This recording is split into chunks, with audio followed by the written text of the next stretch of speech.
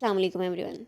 Welcome to my channel The Competitive Scholar. So I am your mentor and in today's lesson we are diving into the topic removal of encroachment, which is the remaining portion of managing urbanization. So if you are preparing for CSS or PMS in competitive exams, so this video is going to make things super easy for you. So stay with me till the end. So first of all we have to know that what is encroachment कि encroachment का मतलब क्या है। Encroachment क्या है कि एक city, अगर फॉर एग्जांपल हम कोई सिटी प्लान कर रहे हैं तो उसमें हमने डिफरेंट जोन्स बनाए हुए हैं कि ये एरिया इसके लिए, ये कमर्शियल एरिया है, ये रेजिडेंशियल एरिया, यहाँ पे शॉप्स होंगी, यहाँ पे पार्क्स होंगे, यहाँ पे स्ट्रीट्स होंगी, यहाँ पे जो है लैंड वैसे हम बेयर छोड़ देंगे ताकि लोग जो है बाद में उसको बाय करें और फिर वहाँ पे जो मर्ज़ी बना सकते हैं। लेकिन इंक्रोचमेंट वो होता है कि कुछ लोग जो है वो हिजरत करके एक जगह से दूसरी जगह पे मूव कराते हैं, लेकिन फिर उनके पास इतने रिसोर्सेज नहीं होते कि वो रह सकें। फिर वो क्या करते हैं कि बिला वजह ही किसी भी जहाँ पे उनको स्पेस नज़र आती है, कहीं भी उनको खाली जगह नज़र आती है, वहाँ पे वो क्या करते हैं, टेंट लगाते हैं और रहना शुरू कर देते हैं। एक तो इससे जो है इम्प्रूवमेंट रुक जाती है, ठीक है, तरक्की नहीं हो पाती उस शहर की, क्योंकि वहाँ पे जो है वो एक अनअथॉरिटाइज्ड जगह पे रहने लग जाता है। इलीगली है ना, क्योंकि वो जगह उनकी नहीं है, लेकिन वो क्या कर रहे हैं, उस पर उन्होंने रहना शुरू कर दिया। फिर वो क्या होगा, एक तो गंदगी का घर बन जाता है और दूसरा जो है ये एक इलीगल चीज़ है। सो अगर हम चाहते हैं कि मैनेज करें हम अर्बनाइजेशन को और एक चीज़ जो है वो तरक्की पजीर हो, तो फिर हम क्या करेंगे, तो हम क्या करेंगे कि उसे हम ख़त्म करने की कोशिश करेंगे ताकि वो एरिया जो है वो तरक्की पजीर वापस से जो है वो तरक्की पजीर की तरफ जा रहा था, दोबारा से जो है वो तरक्की की तरफ आने लग जाए।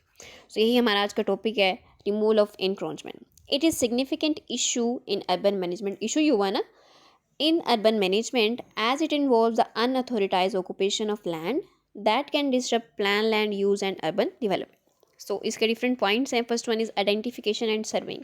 ज़ाहिर है जब तक हम सर्वे नहीं करेंगे, आइडेंटिफाई नहीं करेंगे प्रॉब्लम को, हमें पता नहीं चलेगा कि क्या इशू है। तो पहला स्टेप इसका क्या है, सर्विंग और identification.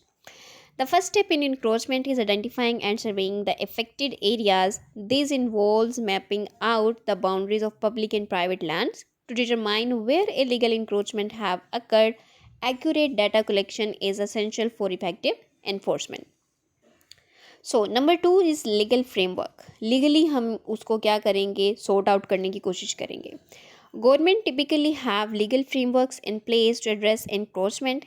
These may include laws that define property rights, procedure for eviction, and penalties for illegal occupation.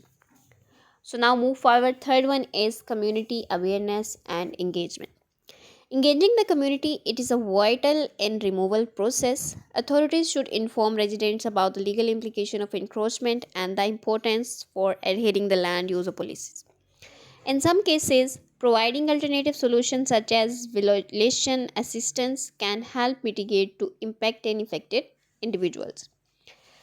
Number four step is enforcement action. अब जो चीज़ें या फिर जो अथॉरिटीज़ एक्शन में हैं वो क्या करेंगे, इन्फोर्स करेंगे different laws. Like once encroachment are identified and the community is informed, enforcement actions can be taken. These may involve issuing eviction notices, यानी उनको नोटिस देंगे कि ये जगह खाली कर दें as soon as possible, या फिर conducting physical removals। हम क्या करेंगे, हम खुद जो है वो उनका रिमूवल कर देंगे, conducting physical removals, और demolishing illegal structures। या आपने अक्सर देखा होगा कि कुछ लोग उस वो जगह के मालिक नहीं होते लेकिन वहाँ पे उन्होंने बनाई होती है, या फिर उस जगह के मालिक होते हैं लेकिन उससे थोड़ी सी लिमिट ज़्यादा जो है वो उन्होंने अपना इंफ्रास्ट्रक्चर बिल्ड किया होता है। तो अक्सर आप देखेंगे जब हुकूमत जो है वो इन्फोर्समेंट में आती है तो वो क्या करती है, बड़ी बड़ी क्रेनें मंगवाती है और वो उनका पूरा पूरा मलबा जो है वो ढा देती है और सारा जो है ख़राब कर देती है। तो ये क्या होता है कि उन्होंने इलीगल कब्जा किया होता है उस चीज़ पर, या फिर वो इलीगल उस चीज़ को ऑक्यूपाई कर रहे होते हैं। तो फिर क्या करते हैं जी, ये डिफरेंट तरीके हैं कि हम क्या करें, एविक्शन इशू नोटिस दें उन्हें कि वो खाली कर दें इस टाइम तक। अगर वो फिर भी नहीं करते फिर हम क्या करेंगे, फिजिकल रिमूवल कर देंगे या फिर demolishing illegal structures. So it is essential that the actions are carried out with sensitivity and respect for human rights. Fifth one is preventive measures. To prevent future encroachments, urban planners can implement measures such as clear signage of property boundaries, regular monitoring of land use, and community education programs. Establishing a strong legal presence can do a deter potential encroachers. So number six one is post removal strategies. जब हमने remove कर लिया वहाँ से encroachment, तो अब हम क्या स्ट्रेटजीज अपनाएंगे ताकि दोबारा वहाँ पे इंक्रोचमेंट ना आए। After encroachment are removed, it is important to have a plan for the land, This can include restoring the area for public use, developing infrastructure, or recapturing the land for community projects. In conclusion, the removal of encroachment is a multifaceted process that requires careful planning, legal adherence, community involvement, and proactive measures to ensure sustainable urban development. Next is best practices regarding managing urbanization की कौन कौन सी best practices हैं को use करते हुए हम better कर सकते हैं अर्बनाइजेशन प्रोसेस को। First one is comprehensive urban planning. ये क्या है कि हम इस तरह की अर्बन प्लानिंग रखें कि खुदा ना खास्ता कोई जो है वो नेचुरल डिज़ास्टर आ जाता है या फिर कोई और इशू हमें फेस करना पड़ता है जो हमने अर्बन डिज़ाइन करते हुए किया था, ठीक है, तो हम उसको क्या रखते हैं, थोड़ा सा अडेप्टेबल रखते हैं ताकि हम उस रिक्वायरमेंट के मुताबिक थोड़ा सा उसको अडेप्ट कर सकें, फ्लेक्सिबल हो थोड़ा सा, ताकि उसमें थोड़ी वो जो है वो चेंजिंग्स की जा सके और चेंजेस करने के बाद जो है अर्बन डिज़ाइन के अंदर कोई फ़र्क ना आए। So that is known as comprehensive urban planning.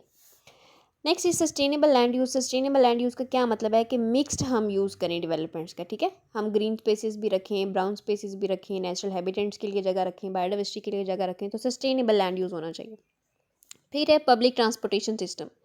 It will not reduce congestion, ठीक है, और क्या हो, पोल्यूटेड एरिया ना हो, वहाँ पे जो एयर क्वालिटी इंडेक्स है वो प्रॉपर हो और फिर एक्सेसिबिलिटी हो हर चीज़ की, और जितने भी वहाँ पे रेजिडेंट्स हैं उन सबको अवेलेबिलिटी हो according to the equal resources. Community engagement is also very important while in urban designing and urban managing. So it is involves public conservation workshops, Facebooks and mechanisms, ठीक है, different feedback हम लेंगे different platform के through, वो कोई भी platform हो सकता है, ताकि हम कंसल्टेंसी भी ले सकें लोगों की और फिर जो है उसमें इम्प्रूवमेंट ला सकें। अफोर्डेबल हाउसिंग इनिशिएटिव्स, हम हाउसिंग स्कीम्स इस तरह की लेके आएँ जो लोग अफोर्ड कर सकें ईजीली, और फिर गवर्नमेंट जो है वो अपने अपने तौर पर क्या करें, government should promote affordable housing schemes that through subsidies, लोगों को सब्सिडीज़ दे, inclusions for development and establishment of housing companies और हाउसिंग कॉरपोरेशंस।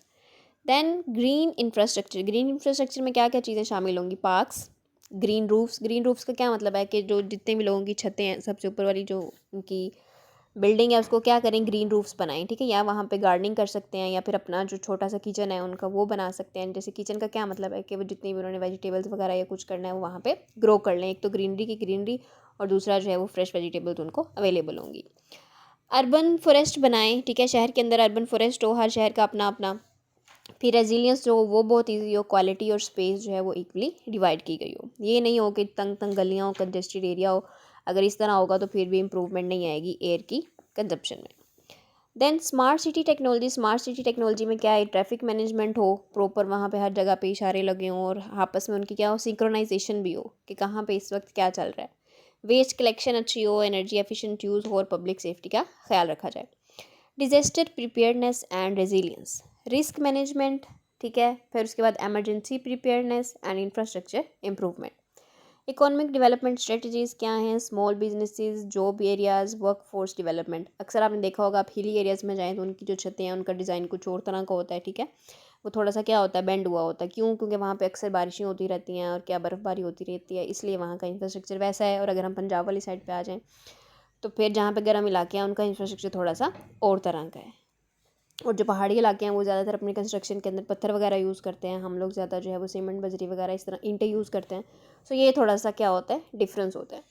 फिर इकोनॉमिक डेवलपमेंट स्ट्रेटजीज़ हैं कि स्मॉल बिजनेस होना चाहिए, जॉब क्रिएशन करें ताकि ज़्यादा से ज़्यादा लोग जो है वो हमारी तरफ अट्रैक्ट हों, वर्क प्लेस जो है वो अच्छी हो, फिर वर्क फोर्स डेवलपमेंट भी पॉपुलेशन के साथ मिल के करें। मॉनिटरिंग और इवैल्यूएशन जो है वो वक्त के साथ साथ होती रहे ताकि अगर कहीं पे भी गड़बड़ नज़र आए तो हम उसको रिजॉल्व कर सकें। इसके साथ ही एक टॉपिक है building and development and control, इसको भी हम आज की वीडियो में ही कंप्लीट करेंगे। नेक्स्ट इंशाल्लाह वो will do introduction the intelligence transport system. So here is the zoning regulation. Zoning क्या है, डिफरेंट पार्ट्स बनाना किसी चीज़ के।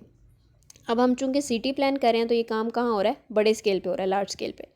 Zoning regulations is establishing zoning laws, helps define law land which can be used in different areas of city. These includes designing area for a city. These includes designing areas for residential, commercial, industrial and recreational purposes. Zoning regulations help prevent incompatible land uses and promote organized development. Building codes, implementing strict building codes के strict building code के हमने जब भी कोई building बनानी है तो उसके रूल्स दे दिए जाएँ। जैसे फॉर एग्जांपल अक्सर जो है ये कंटोनमेंट बोर्ड्स वगैरह में या किसी एरिया में होता है कि आपने इतनी बिल्डिंग से ऊपर नहीं बनानी, ठीक है। वो उनके अपने रूल होते हैं, किस लिए, ताकि इन्वायरमेंट फ्रेंडली हो या फिर उनके जो रूल्स हैं उसकी सेफ्टी मेजर्स को प्रिवेंट करने के लिए। Implementing strict building codes assures that structures are safe, accessible and environmental friendly. These codes cover compact structures at constructive styles, materials, energy efficiency, and fire safety, contributing to the overall quality of the urban environment. So, permitting processes are essential for controlling development. Environmental impact assessment says that is also known as EIAs. EIAs means environmental impact assessment. This process allows for informed decision making and implementation of measures to minimize negative impacts on the environment. So community involvement also a very important effect that public housing schemes and communities allows that the environmental impact assessment. So infrastructure planning says that it is vital for managing urban growth, and informants and compliance says that it includes regular inspection and monitoring of construction sites and preventive for violations.